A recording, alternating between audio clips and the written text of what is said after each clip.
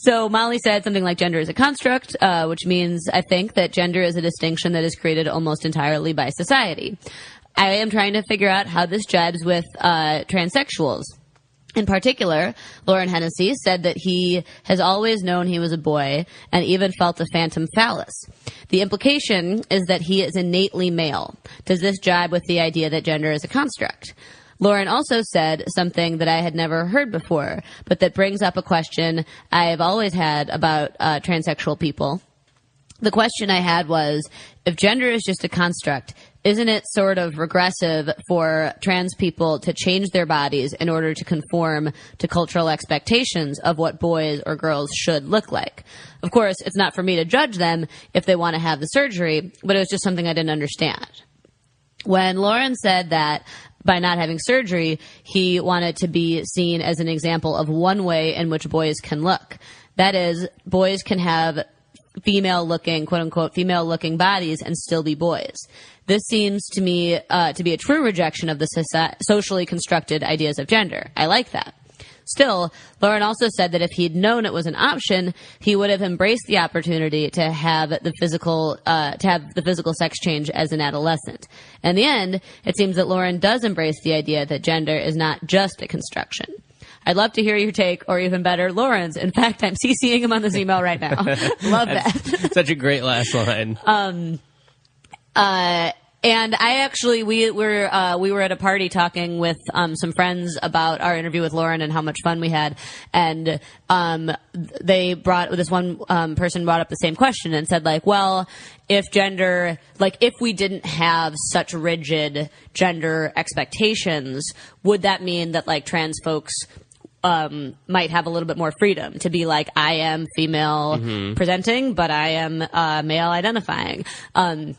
And is the surgery, like, is that part of the gender expectations that we're all kind of like bound to? But so I think let's just read Lauren's response and then we can maybe talk a little bit more.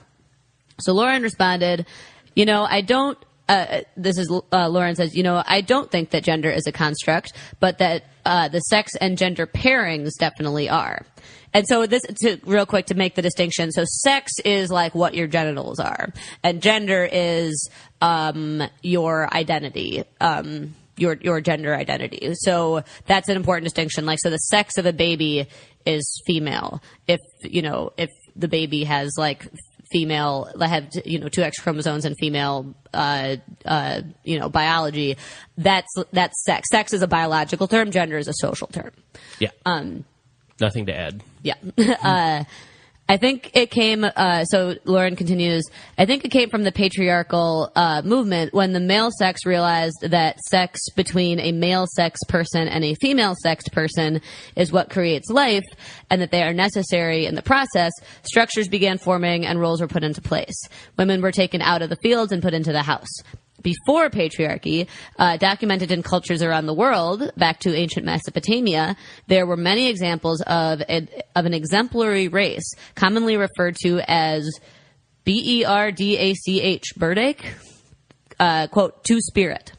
These were basically homosexual and often transgender folks that were revered and depended on by the rest of the tribe for guidance. They were given high ranks among their community as priests, healers, etc., because they were considered to have the spirit of both a man and a woman. Even better. So gender differences were in fact recognized since the beginning of time, but sex and gender assignments are definitely constructs. As far as the phantom penis goes, Lauren writes, I have no fucking clue. Why? In all capitals. No clue. It bugs me out if I think about it too much, but it's there. Whether it's in my head or an actual thing or what, I can't say. I'm still learning. As far as me transitioning as a teen, it is true that I feel uncomfortable in my body 99% of the time. It's true that I would feel more comfortable in the body that I see myself in my head. And it's probably true that I feel this way based on societal constructs. Anyway, thank you for your email.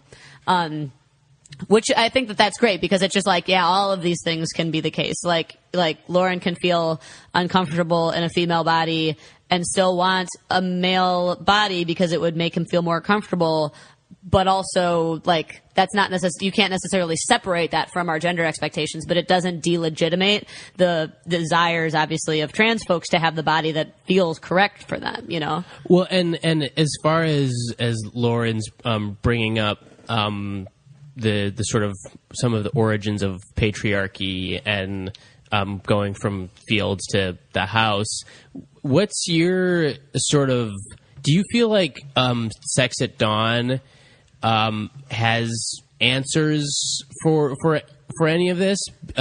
Because Sex at Dawn obviously talks a lot about monogamy and about how this sort of standard, sort of simple explanation, or just maybe not simple, but the standard explanation for pair bonding is inadequate and doesn't actually describe how many societies work, and that there's nothing natural about a male-female monogamy in a Darwinian sense, but that it's tied to the creation of agriculture. I don't know. How do you feel like that plays in? Totally. Well, yeah. And so what Lauren got into it a little bit, I think, is very similar to what Sex at Dawn talks about. And Sex at Dawn is like a popular, like, well-selling book. So I don't know exactly, like, I'm not sure exactly if it stands up to, like, you know, scientific peer review or whatever.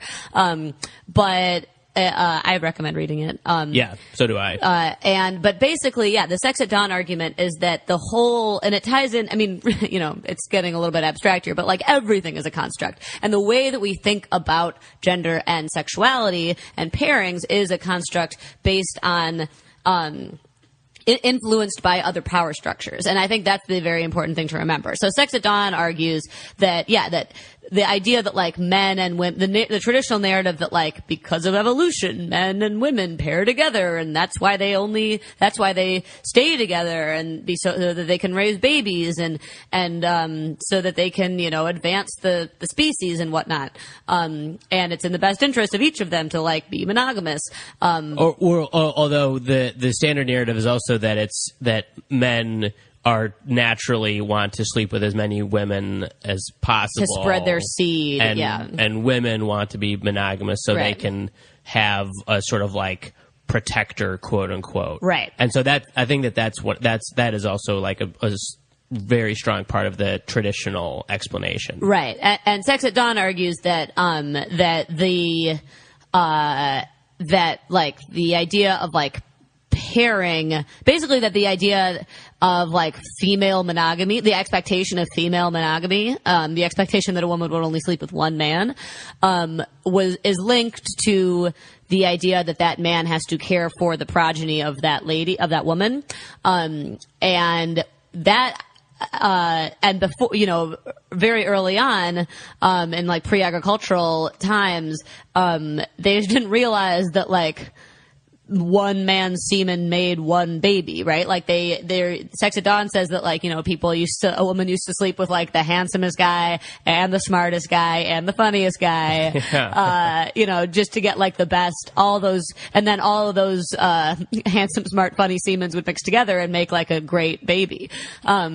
And it wasn't until agriculture, when they started owning animals and noticing how like reproduction worked, that they were like, oh, it's just one, like if I have sex with you, then you have my baby. And then men had an interest to be like, I shouldn't let you sleep with other people, because then if you have other people's babies, I'm going to have to provide for them, and that's going to really stress me out. And so then the men were like, we better make sure that women don't sleep with anybody else. So that's where the idea of locking in female monogamy comes from. Right. Even though the explanation is sort of faux Darwinian, but the reality is much more cultural. Right.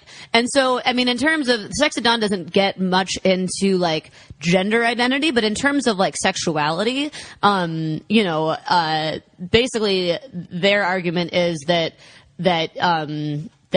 you know, human beings, primates, they talk about bonobos, who are closest to us, like DNA wise, alongside chimps, but we're even closer to bonobos.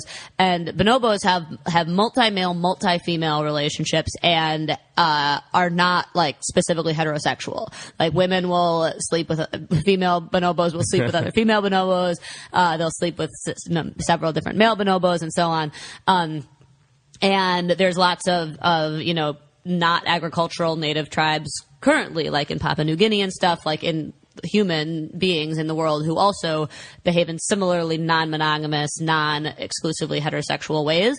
And so, I mean, that's sexuality, not gender. But I mean, I feel like the way that our gender expectations are tied, incorrectly, I think, but are tied to the way that we understand sexuality.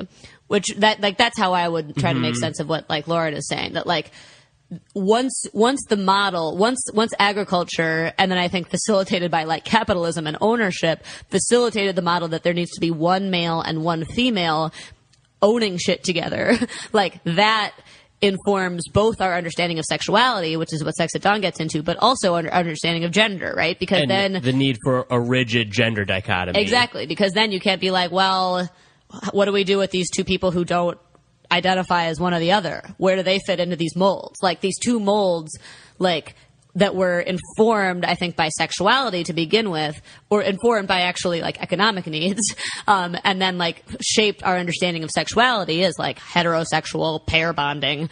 That also informed our gender expectations, because heterosexual pair bonding to own shit necessitates one male and one female so that they can do it and they can have babies. You're blowing my mind here. That was really good. All right, I'm glad that worked out.